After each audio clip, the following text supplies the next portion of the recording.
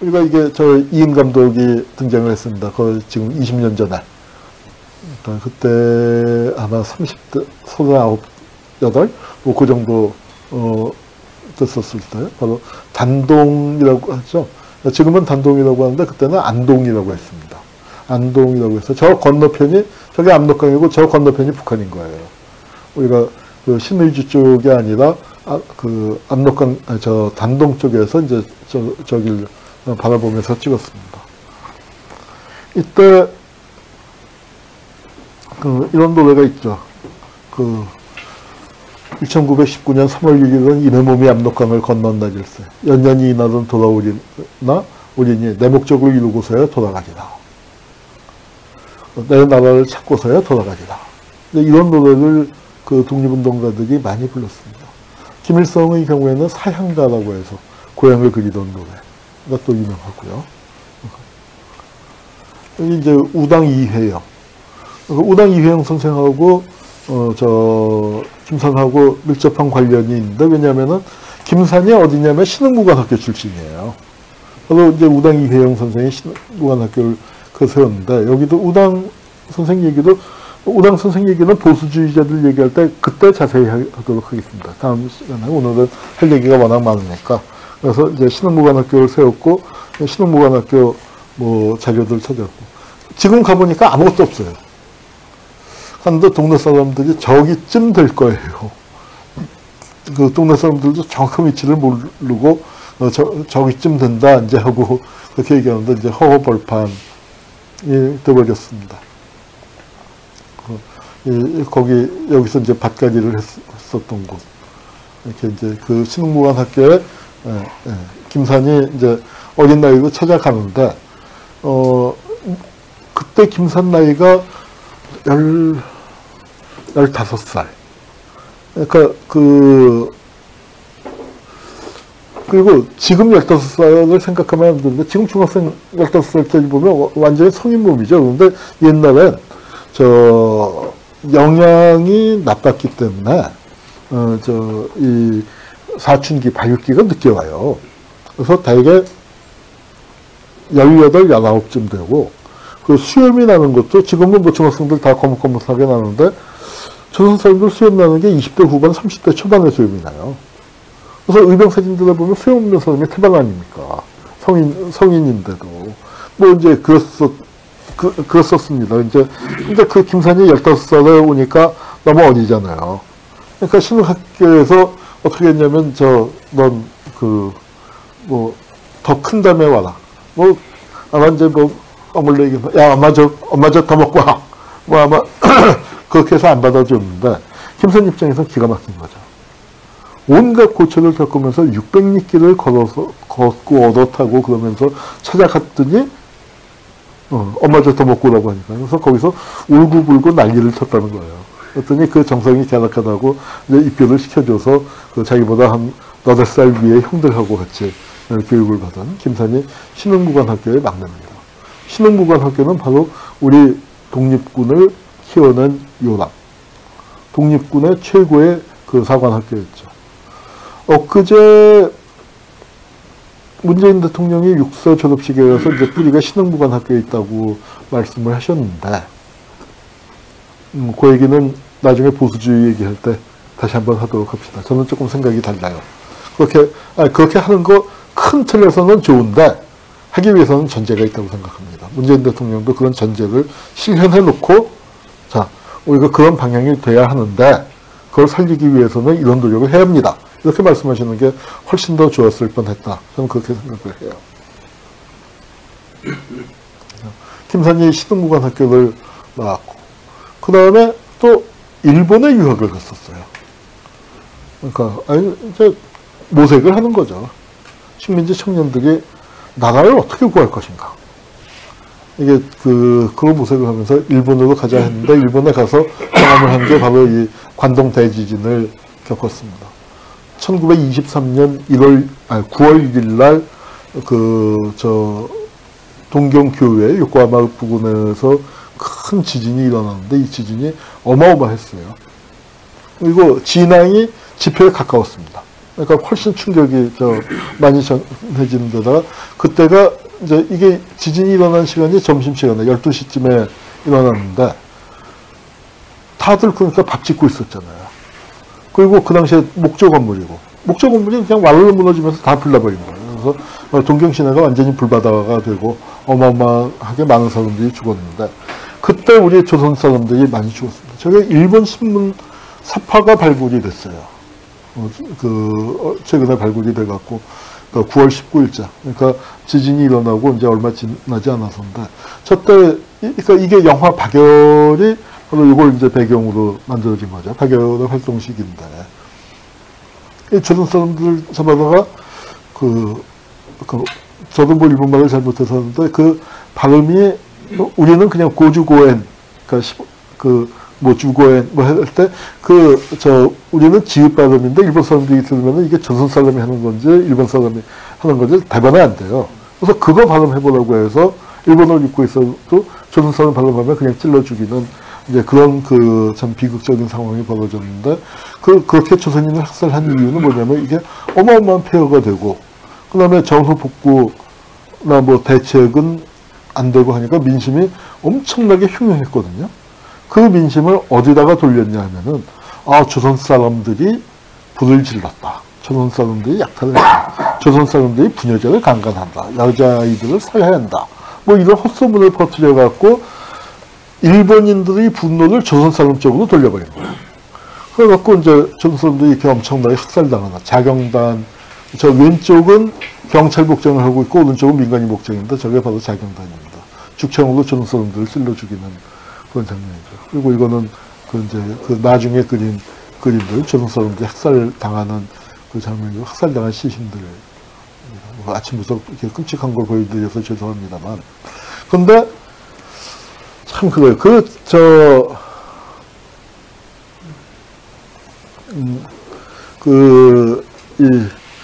저 소문을 퍼뜨린 장본인이 누구냐. 저는 술책을 퍼뜨린 사람, 당시 일본 경찰의 고위 간부였는데, 동경경시청에. 그 중에 한 사람이 효리키 마스타로라는 사람이에요. 효리키 마스타로는 이건 일본에서 대단히 유명한 사람인데, 일본 TV의 아버지예요. 그리고 어디에 창시자냐면, 우리 이승엽 선수가 뛰었던 요미우리 있죠? 요미우리 신문 요미우리 TV의 창설자고, 요미우리 구단주예요. 그래서 일본의 TV의 아버지, 방송의 아버지입니다. 그리고 일본 프로야구의 아버지예요. 그리고 또 뭐의 아버지냐면 원자력 발전의 아버지예요. 일본에서 원자력 발전의 아버지라고 하는 사람이 두 명이 있는데, 하나는 전두환 때 수상을 지낸 나가소네 야스히로. 나가소네 야스히로는 뭘로 유명하냐면은 일본군 위안소를 해서 자기가 위안소를 지었다. 해군 대위로 있을 때. 그래서 위안소를 지었더니 병사들이 싸움이 없어졌어. 그렇게 얘기를 한 거예요. 전쟁 스트레스가 심할 때 위안소를 해서 글로 했더니 거기서 스트레스를 풀고 지들끼리 싸우는 게 없어졌어. 하고 위안소를 찬양한, 회고록에다가 찬양해서 사람들이 이제 경악을 했는데, 나가소네 야스히로로서 효리키 마스타로가 일본의 원자력의 아버지이기도 해요. 참, 기가 막히죠. 우리가 그놈이 그놈이다. 라는 말을 하는데, 어떻게 관동 대지진에서 조선인 학살의 주역이 또 이렇게 이어졌을까? 일본군 위안소를 했었던 사람이 또 원자력 발전소를 효리키와 더불어서 아버지가 되고 하는 기막힌 사연을 갖고 있습니다. 이제 중국 사람들은 이제 우리는 이렇게 배웠죠. 3.1운동의 영향하에 뭐 그게 중국의 오사운동이 일어났다 뭐 하는데, 중국 사람들은 뭔 뚱딴지 같은 얘기야. 그러니까 우리는 3.1운동 그런 거 일어났는지도 몰랐어. 이제 이렇게 얘기합니다. 그러니까 그거는 3.1운동의 영향이라기보다는 러시아 혁명 직후, 그리고 1차 대전이 끝난 다음에 전 세계 각지가 그런 기운이 부글부글 터지는데, 우리의 욕구가 제일 셌고 우리가 또 준비를 하고 있었기 때문에 거기에 더 일찍 대응을 했다. 그러니까 우리가 도화선으로 여기저기 터졌다지 3.1운동을 보고 중국 청년들이 뭐 일으켰다 하는 것은 좀 우리가 오버한 것 같아요. 그러나 그런 기운 중에서 우리가 최고의, 가장 앞서서 치고 나간 것만은 또 분명한 사실입니다. 이 신청년을 낸 사람이 진덕수라는 사람인데, 그러니까 이런 분위기 속에서, 그리고 중국 공산당의 창건자, 중국 공산당의 초대 책임비서인 사람인데, 나중에는 트로츠키스트가 됩니다. 이 진덕수는 우리가 기억을 해둬야 할 게 뭐냐면, 김산이 나중에 트로츠키스트파로 몰려서 죽기 때문에, 김산의 죽음과도 깊은 관련이 있어서 우리가 기억을 해둬야 할 사람이에요. 그러니까 김산이 북경 시절에 이런 진덕수나 또 이대조라고 하는 그 북경부에 에서 이제 여러 가지로 마르크시즘 등을 가르쳤던 유명한 사회주의 혁명가이자 철학자죠. 이런 사람 영향을 받았고, 이게 상해 임시정부는 사진이 요거 한 장 남아 있습니다. 상해 임시정부의 초대 청사. 저기 태극기가 걸려있죠. 저 건물은 지금 남아있지 않아요. 중경 임시정부 청사는 남아있고, 또 임시정부가 상해에서도 여러 군데 이제 전전하면서 뭐 그런 것들은 조금 이제 유적이 있지만, 저 첫 번째 임시정부 청사는 남아있지 않습니다. 이분이 이동휘, 상해 임시정부의, 초대 국무총리였죠. 근데 초대 국무총리인데, 이분이 한인사회당 당수예요. 한인사회당은 인터넷에서 찾아보면 뭐라고 나오냐면, 우리나라 최초의 공산당이라고 나옵니다. 그럼 임시정부의 초대 국무총리가 공산당 당수예요? 자, 그러면은, 임시정부는 어떤 정부일까요? 우리가 임시정부의 법통을 개정했다라고 나오는데, 정작 임시정부가 어떤 성격의 정부인지를 안 가르쳐요. 시험 문제 나온 게 뭐 임시정부가 중국에서 일본이 상해 쳐들어오고 난 다음에 윤봉길 의사 의거 있고 그러면서 보따리 싸갖고 도망다녔잖아요. 중국 도시 이름을 쭉 써놓고서 임시정부가 도망간 순서를 맞춰라. 그런 건 몇 해 전에 수능시험에 나왔습니다. 제가 그거 보고 참 기가 막혔어요. 아니, 그 도망갈 순서가 뭐가 중요하냐. 도망갈 때 어차피 우왕좌왕 갈팡질팡 도망치는 건데, 거기 도망가서 임시정부가 5년을 있었던 것도 아니고 10년을 있었던 것도 아니고 몇 달 보따리 채 풀리지도 못하고 그냥 몇 달 만에 다른 데로 도망가고 했던 건데, 그 순서가 뭐가 중요합니까? 다만 그렇게 도망 다니면서도 어떤 나라를 세우겠다, 그 꿈은 이루어지지 않는데 그 꿈에 대해서는 안 물어봐요. 임시정부의 성격을 안 물어봅니다. 왜냐하면 지금 대한민국이 감당하기에 너무 빨갰던 모양이죠. 국무총리가 공산당 당수가 국무총리를 하는 정부라면 어떤 정부겠습니까? 용공정부 아닌가요? 용공정부 정도가 아니죠. 용공이란 말 뜻은 뭐예요? 공산당을 용납한다. 공산당을 불법화시키자는 게 용공정부예요. 그러니까 아베 정권도 용공정부고요. 부시 정권도 용공정부입니다. 용공은 우리나라에서 너무 무섭게 써서 그렇지 사실 아무것도 아닌 거예요. 자유민주주의라면 다 용공인 게 맞죠. 그런데 공산당 당수가 국무총리하고 있으면 그건 용공이 아니라 연공정부입니다. 우리 임시정부는 분명히 그렇게 출발했어요. 임시정부가 27년을 있었지만 임시정부가 영향력이 있었던 시기가 처음 만들었을 때하고 끝에 몇 년이거든요.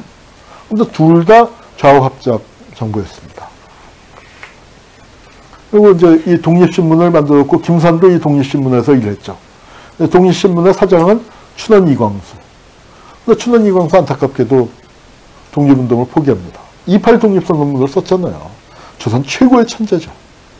3.1 독립운동 선언은 이광수와 쌍벽을 이루는 6당 최담선이 있었습니다. 6당과 춘원은 그 당시에 신문하에 최고의 선도에 섰던 조선에서 가장 뛰어난 젊은이들이었습니다. 그 젊은이들이 감옥 갈 각오하고 28 독립선언문 쓰고 3.1 독립선언문 썼던 거예요. 그런데 안타깝게도 어떻게 됐습니까? 춘원이고 6당이고 다 나중에 친일 변절을 했어요. 저 똑똑한 사람들, 한때 독립운동에 몸 바쳤던 사람들이 왜 그렇게 됐을까요? 독립운동 할 만큼 했습니다. 근데 저분들은 뭐가 부족했을까요? 민중에 대한 신뢰가 없었어요. 지식인들이 중심인 세계관을 갖고 있었습니다. 그런데 지식인들 다 아는 사람들 다 끌어모아서 독립운동 세게 했거든요. 그런데 독립 안 되잖아요. 그렇게 했을 때 우리가 무엇이 부족한가? 맞아, 민중의 힘을 조직하지 못했구나. 그런데 민중은 무지몽매하고요. 이 사람들이 딱 위에 서서 구워보면서 계몽해야 할 대상이지 저걸 언제 깨우쳐서 조직하고 하느냐. 지식인들 중심의 사고방식을 가졌습니다.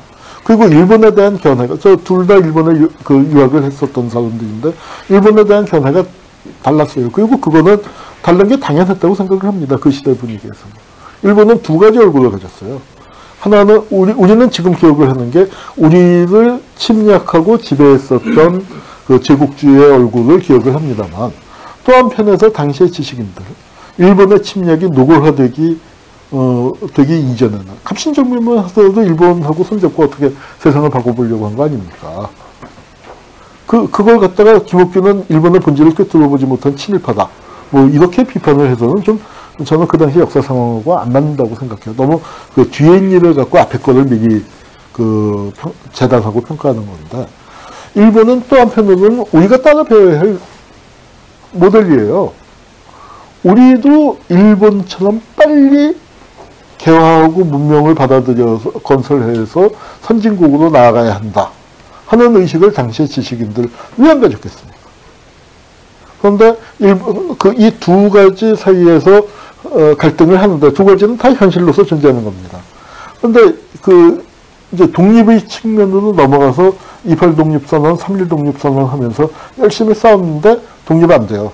안 되겠구나. 우리가 그럼 독립을 하려면 힘을 더 키워야 한다. 힘을 키우려면 조선민족을 개조해야 한다. 민족 개조론으로 빠지잖아요. 그러면서 힘을 키우려면 일본한테도 많이 배워야 한다. 배우려면 가까이 가서 배워야죠. 그게 일본한테 가까이 가고, 그게 친일의 길로 들어서는 거죠. 안타깝게도. 그런데 김상 같은 젊은이들은 이광수나 최남선이 쓴 책들, 글들 읽으면서 자라기 시작했죠. 그러면 이광수가 무정을 쓴 거 아니에요.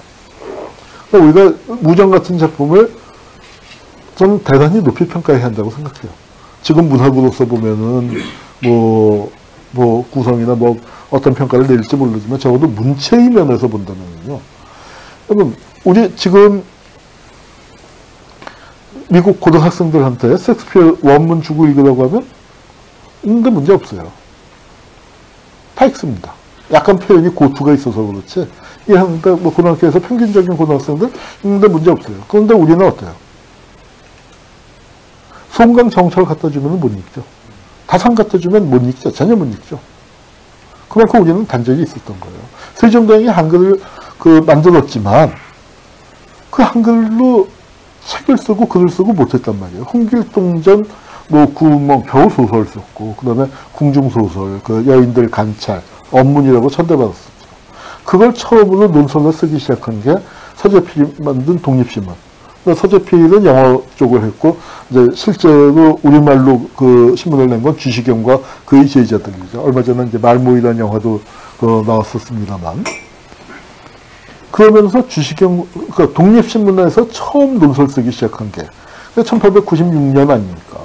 그러고서 불과 20년이 채 안 돼서 무정 같은 소설이 나온 거예요. 근데 지금 무정을 읽어보면은 이제 그런 책가 좀 많이 들어가 있긴 하지만 아름다운 우리말이죠.